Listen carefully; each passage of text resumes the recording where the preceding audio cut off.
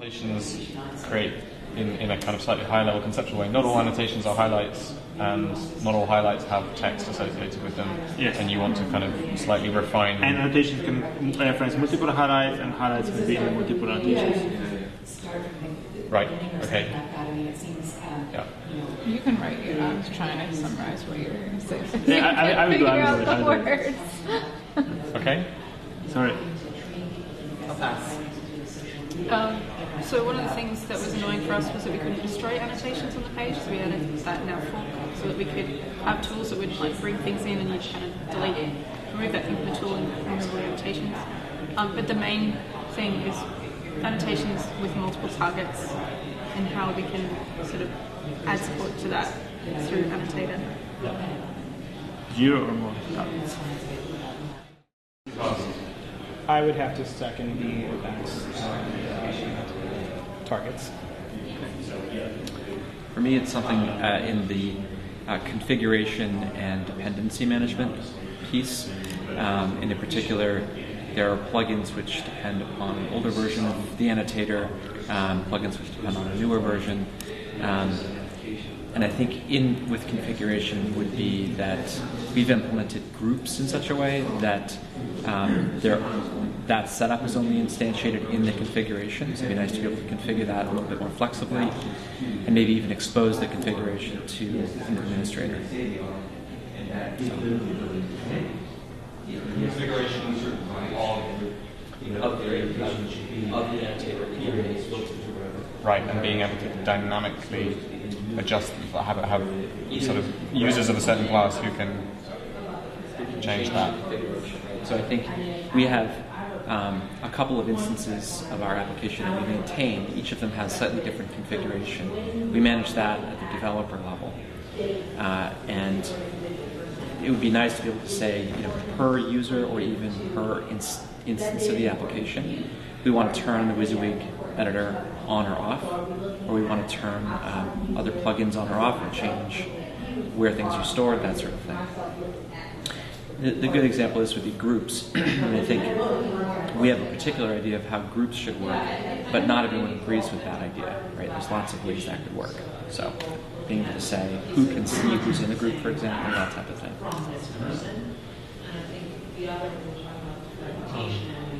I think most of them have been said, but the one thing we haven't played with, and we haven't used a new version, so maybe I'm behind times, but being able to add notes on top of the notes, annotation.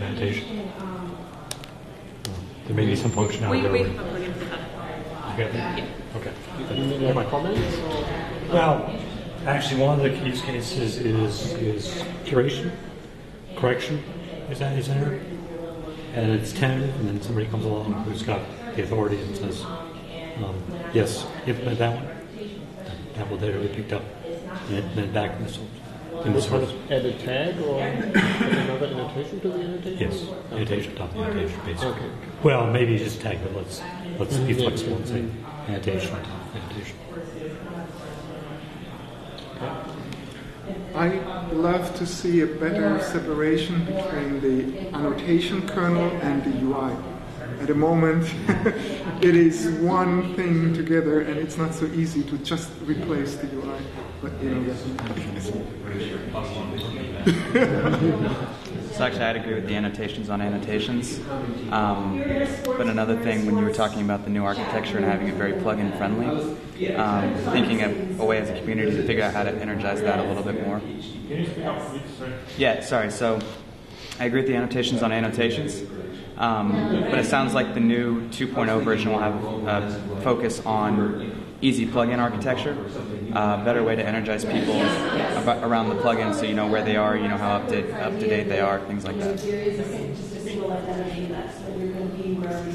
Yeah. Well, one of the pain points, well, at least with 2.0, is the integration of the storage and the authentication. At the moment, a bit undocumented, but I mean, it's work in progress. And another thing, at least the reason why I had to do a plugin was that for the image annotations I need to replay the annotations when somebody's zooming in, so to find out, and there is no list of all the annotations to get. So I had to hook into and make my own list of things that are already in the store or in Annotator, so I could just replay them. So maybe something. Yeah, they have the theory that they should treat it as a single person. Eventing for me is also a big one on that list. Event handling, just trying to hijack things and do different things depending on the class of user was a big pain point for me previous to 2.0. But also another vote for UI, because I kept having to hijack the UI to get to the point where I could do the things I had to do. Everyone stole mine. So. No, I mean... It's okay to +1 things. +1 everything. I think maybe the customization, well, kind of documentation customization goes hand in hand. So, and the like a debug mode would be awesome, because I basically debug the crap out of the core code to figure out what's going on, and yeah, better separation between the UI I think is kind of where I ended up. I know you guys are kind of working on that. So. No, but it's good. So the purpose of this is essentially to prioritize, and then depending on how sly I'm feeling, try and novel people into working on stuff. I'm not short of ideas of what needs fixing. I am short of time to fix stuff. So it's good to get people's ideas on what the single most important thing to focus on. Can I have a question here? Yeah. You mentioned events. Why is not object inherent enough? So if you have methods, you can then inherit something and hook through the methods in, and not so much events. I don't really understand what are the issues. Maybe well, an example is there's a before destroy annotation event, but there's not an event before you call the server to destroy it. I think that's an example that we came up with. So if you want to do something to the UI or mark something about that annotation before it goes to the server to delete it is an example of one thing that we came up with. Without having a hook in the class to extend it, wouldn't be this good enough? I'm not sure. So I think there are two separate questions here. One is the event system the right way to provide customization? Yeah. And I have my own feelings on that. And the second is, assuming, regardless of what the answer to the first question is, it's going to stick around for another minor version at least, because I'm not going to deprecate it without actually going through the process of deprecating it and issuing deprecation warnings and everything else. So the second question is, assuming it's sticking around for a little while, is it implemented correctly, and does it allow you to do the kind of things that you want to do? So for example, Steph's point there, I hope that that's now fixed, to the extent that it should be possible without going into too much detail. The way that the events now work basically is that the return values of the events, or possibly exception, I can't remember the details, but whatever, what happens in an event handler affects what then happens in the rest of the cycle. So you can do something like, for example, reject a deletion by popping up a confirmation box and saying, are you sure you want to do this? User clicks cancel, so you don't actually make the request to the server. Because frankly, otherwise, that event is totally pointless. Trying to debug that kind of system is very difficult indeed. And at the very least, as with all kind of JavaScript event-based systems, it's not what it looks like. In as much as it looks like a completely parallel, magical thing where you just bind stuff to an event and it happens at some point magically in parallel with all of the other things that are bound to that event. That's not how it works at all. It's essentially just a completely and utterly single-threaded thing that steps through each event handler in turn, and it seems to me at least like it would be much easier for a developer to understand if that were explicit and not just a case of finding an event into some ethereal thing that at some point gets run and you're not entirely sure how. I don't know what that looks like yet. I don't know what the better version looks like yet. And if people have ideas and kind of pseudocode sketches that they want to contribute on GitHub, that would be brilliant. Michael? Yeah, there's also sometimes the problem you need the events to be processed in a certain order. So if you want to do something before someone else or the other way around, and you need to have control over the order in which events are processed, especially if you enhance the annotation in some way, and you make the assumption a step later that the annotation has been enhanced. So you have to make sure that enhancement step happens before, for example, the save step. Isn't that what promises are supposed to offer? Is that something? Yeah. Well, to a certain extent. So the order. Can you reorder the promises? Well, you define the order explicitly. Yeah, but if it's already there, can you hook in earlier? It depends on how they put together. So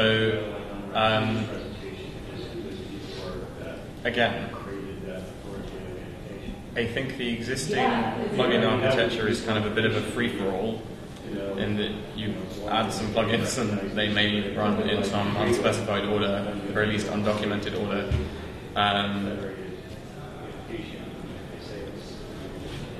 Hypothesis have got branches, and I've discussed with Christoph all kinds of what seem to me to be insanely overcomplicated ways of like plugins declaring other plugins as dependencies, and then doing a full kind of like dependency analysis and making sure you have no cycles. And that scares the willies out of me. I would much rather it was just an explicit, as a developer, attach these plugins and run their events in the order in which I've attached them, or something like that, which will place hard constraints on.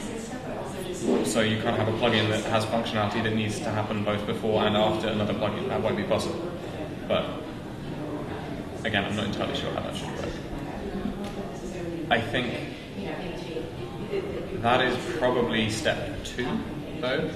I think step 1 is just pulling apart the things that need to be pulled apart, and I think kind of the number 1 obvious example of that is the UI, which still lives in Annotator core and just totally shouldn't, and that's obvious. And I think the other problem with the UI is that the UI is sort of pretending to be an extensible UI, in as much as you can sort of inject things into the editor and the viewer, which I know that some people have used to great effect, but it is really kind of ugly. And I don't know whether it's better than just letting people literally copy and paste the source code for the UI plugins as they or the UI components as they currently are and add stuff to them. Do you have any feedback? I mean, I know for a fact that you added like the motivations and the provenance stuff hook into that functionality. Yeah. It'd be nice if there was a better way to do that. It felt extremely hacky the way we did it. Are you using jQuery UI? Because they provide a widget and some theory of extendable widgets and so on. But it's so heavyweight. Yeah, I don't know. I think my feeling on a lot of stuff is that it will be much easier to explain. I mean, it'll be easier for all of you if Annotator makes concrete statements about what it doesn't do. Right? We're not going to solve the problem of composable UI for you. You can solve that yourself. And what I basically want to do, I think, lots of people are nodding, which is good, but what I basically want to do is I want to pull out the existing UI and smoosh it all into one plugin so that it doesn't pretend to be configurable. Does anybody disagree with that as a kind of vague plan? Or multiple plugins? Well, possibly, but my point is really that they're all interdependent in a way that is currently pretending to be configurable when in fact it's actually not. So have you done that? If you have a different UI entirely, you create a new plugin, you're done. If you have one that you want to base on your plugin, you would cut and paste the code out of your plugin into a new one. Or kind of extend it as much as JavaScript classes. Right. If it was easier to do that. So it's still going to be possible to use things like the tags plugin that adds a field to a UI, assuming you've written your own custom UI plugin in a way that allows things to be added to it? Yes, but I think that the tags plugin itself would move away from doing stuff like adding stuff to the viewer and adding stuff to the editor. Because at the moment what happens is you instantiate a tags plugin, it goes and sniffs to determine, well, it goes and calls a method on the viewer widget in order to make sure that it gets displayed, which is nice and all, but that just can't possibly extend to all possible use cases. And I think it probably is better if the interface for UI plugins that was like, you could say, give me a field, and your UI plugin implements that in whatever way it thinks is appropriate. But do you think so? Do you think that's useful? I think it is, because then you can have very simple generic plugins that add like a tags field that a lot of people are going to want to use. I mean, we have to think about plugins. I mean, the question is a plugin, I mean, if the plugin would be so open that arbitrary third parties add plugins to the system, I mean, like, I've been working for Eclipse, there were hundreds of plugins which are totally independent involved and nobody merges them, but you probably have the control over which plugins how you set up the system. It's not an open system that finds plugins as it goes. And therefore you have much more control over what you do. And if there would be a UI plugin which would have capabilities of being extended by other plugins, that would be fine, but that shouldn't be core of Annotator, because someone else would want to use another type of UI and not have, for example, the tags plugin making hard assumption on how the UI looks like. There's a middle point, I think, possibly between kind of what you're saying and what Anna's saying. I hear what you're saying, but I think the implementation, my feeling is that the implementation as it currently stands is a bit shonky, to say the least, and it would be much better if the responsibility of the tags plugin was to manage the tags property on the domain object, and that's it. And the UI plugin at the moment, maybe it remains configurable with a template, say, that allows you to pull out arbitrary items from the domain object. So if there is a tags field, then render it in the following way, and you can provide the whatever Angular template or handlebars template that makes that happen. And then on the reverse side, given the following form object, here's how you parse it back. Here's how you serialize it back into an annotation object and update the existing thing. But I think the fields thing violates the design principle of loose coupling. Is there a way that you could have UI plugins as opposed to more? So you could have your editor plugin, and you could have your tags plugin, and then you could have a tags UI plugin that kind of interacted with the editor plugin. So, because I think there still needs to be a simple way that you can just say, I just want to create a plugin that adds this one extra field that a lot of other people might want to use. And then it just works with the generic UI, but without the UI plugin having to know in advance that somebody might want to add that field. Okay, so can we just make sure, I agree. I think the implementation as it stands is horrible.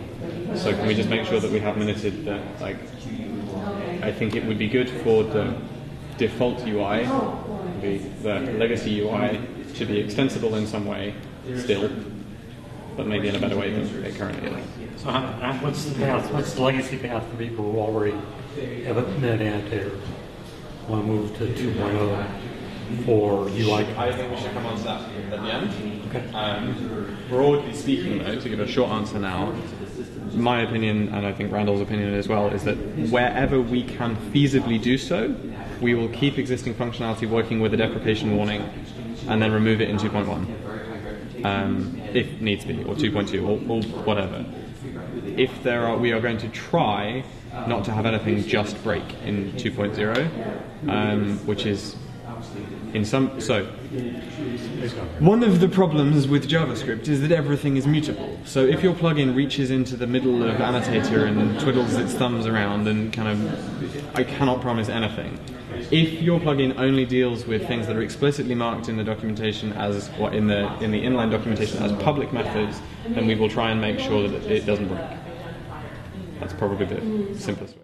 And as you say, in JavaScript you always struggle because you cannot really protect the stuff that is not intended to be UI. And in any system that is extensible and evolving, you have to protect yourself as framework provider to have parts which are untouchable by third parties, or if they touch them, they are on their own. And that's what we just declared, right?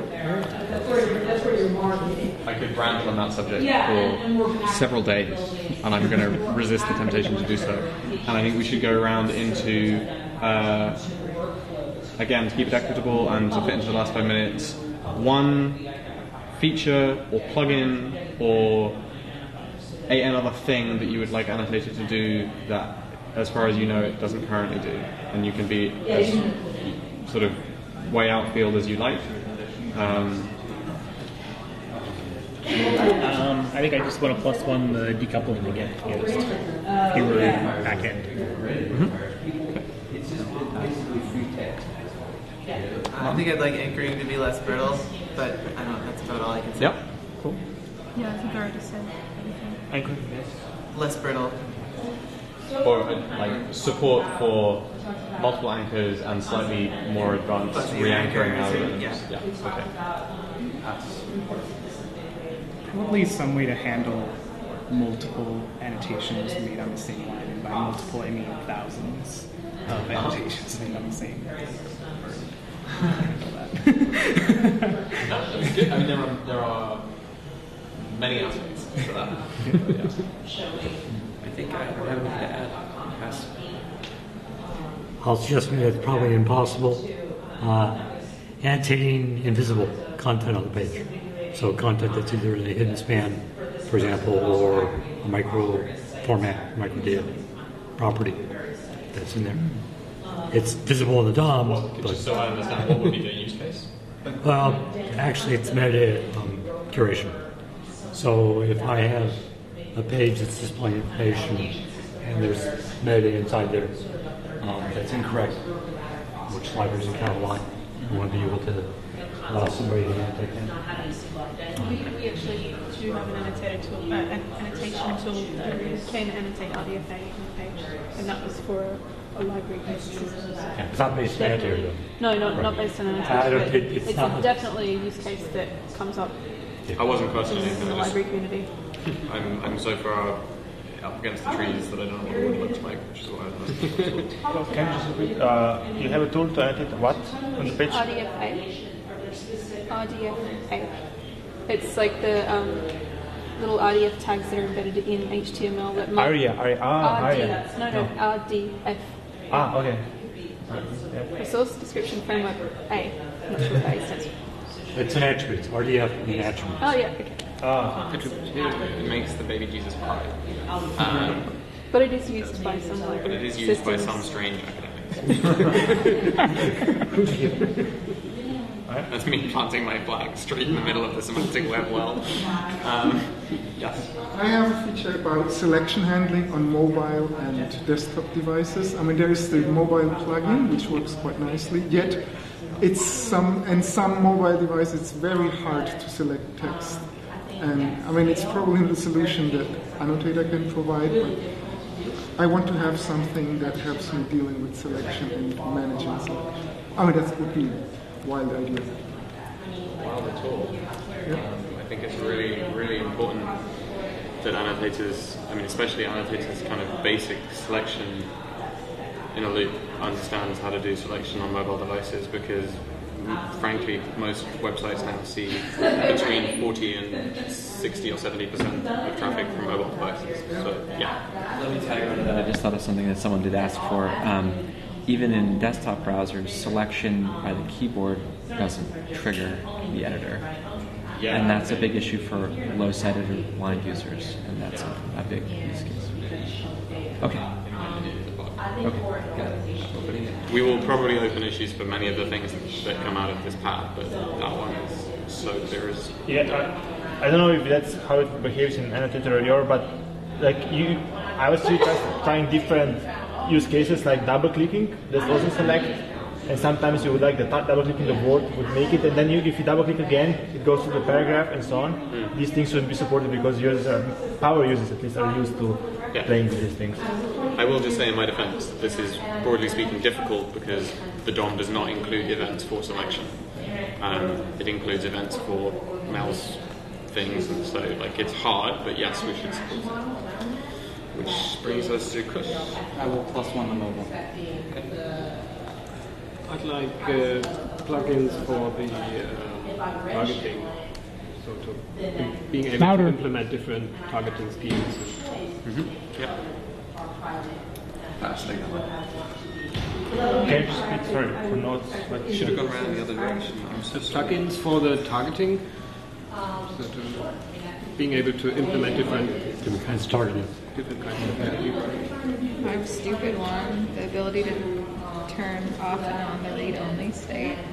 It's not stupid at all. I've wanted to do that many times. The ability to toggle on and off the read-only state. Oh yeah. Without having to reinstantiate it, basically. I have then one to be able to de-initialize the annotator. Yep. Because like we have single page apps and we are loading and uploading. That's exactly how problems. Yeah. Actually, the hypothesis version I'm using happened to work doing exactly this. So there exists version. The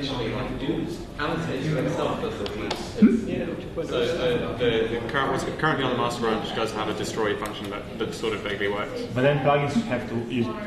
Yes, plugins have to know how to destroy themselves as well. But I'm afraid I can't really work around that. Okay, so we have 2 minutes left. I think we have...